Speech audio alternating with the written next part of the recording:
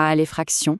Un mot qui, pour beaucoup d'enfants et même pour pas mal de parents, peut sonner un peu intimidant. Mais en réalité, ça ne devrait pas l'être. Aujourd'hui, on va décortiquer ensemble 3 approches pédagogiques vraiment efficaces pour transformer ce qui ressemble à un défi en une véritable aventure. Alors, voilà notre feuille de route. On va d'abord se demander pourquoi les fractions c'est parfois compliqué. Ensuite, on explorera 3 grandes philosophies, leurs outils, comment l'apprentissage progresse et bien sûr ce qu'on peut en retenir de plus utile. Commençons par une chose importante. Si les fractions semblent être une montagne, sachez que c'est une impression très partagée. C'est souvent à ce moment-là que les maths commencent à devenir un peu plus abstraites, et c'est tout à fait normal de chercher ses repères. Mais alors, pourquoi ce concept en particulier peut parfois paraître si complexe? Qu'est-ce qui fait qu'il faut souvent une approche un peu spéciale pour vraiment le maîtriser? C'est justement la question qu'on va creuser. Bon, entrons dans le vif du sujet. Il faut savoir qu'il n'y a pas une seule et unique bonne façon d'enseigner. On va donc se pencher sur 3 cadres très reconnus. La pédagogie Montessori, la fameuse méthode de Singapour, et puis le programme de l'éducation nationale française. Chacune de ces méthodes a vraiment sa propre personnalité. Montessori, c'est l'autonomie avant tout, l'apprentissage par l'essence. La méthode de Singapour, elle, propose un chemin très balisé, étape par étape, pour être sûr de ne perdre personne en route.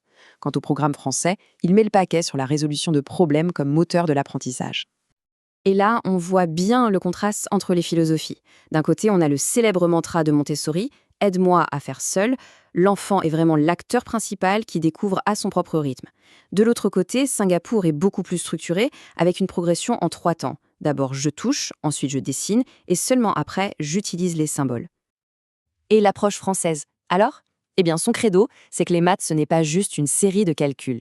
Le véritable objectif, c'est d'apprendre à raisonner, à analyser, en se confrontant sans cesse à des problèmes concrets, qu'ils soient du quotidien ou purement mathématiques.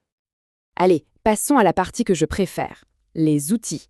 Comment est-ce que toutes ces belles idées se transforment en objets que les enfants peuvent toucher, manipuler, parce que c'est souvent là que tout s'éclaire. Cette citation, elle résume absolument tout. Pour Montessori, avant de comprendre une idée abstraite, il faut pouvoir la vivre, la toucher. La manipulation, ce n'est pas juste une petite aide, non, c'est le point de départ de tout. Et voici l'outil star de cette approche, les fameux cercles de fractions. C'est tout simple, imaginez un gâteau entier, puis ce même gâteau coupé en 2, en 3, en 4, c'est exactement ça. Cet outil permet de visualiser, de sentir physiquement ce que représente un demi, un tiers, un quart. Et le petit coup de génie, c'est le code couleur. Ça donne un repère visuel immédiat. L'enfant finit par associer une couleur à une fraction, ce qui rend les comparaisons et les manipulations beaucoup plus simples. On peut demander lequel est le plus grand, le rose ou le violet. Et la réponse se voit, elle se touche.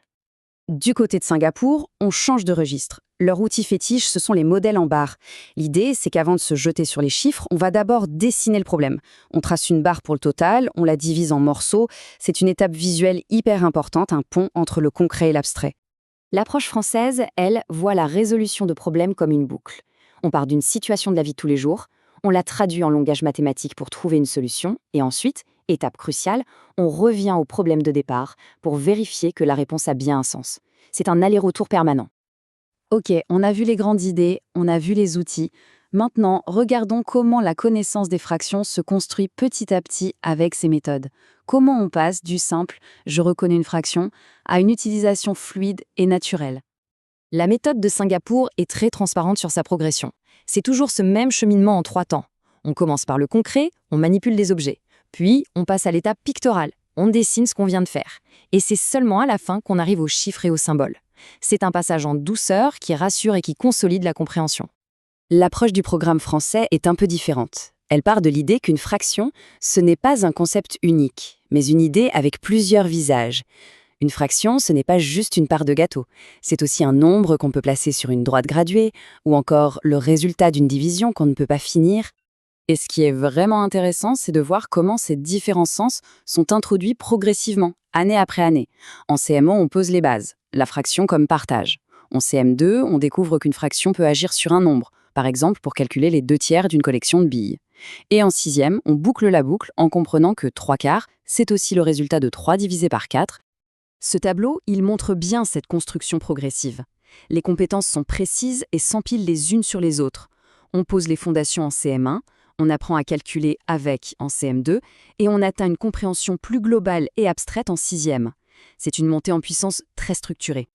Alors, après ce voyage dans ces 3 univers, qu'est-ce qu'on retient de tout ça? Comment on peut synthétiser ces approches pour en tirer le meilleur parti?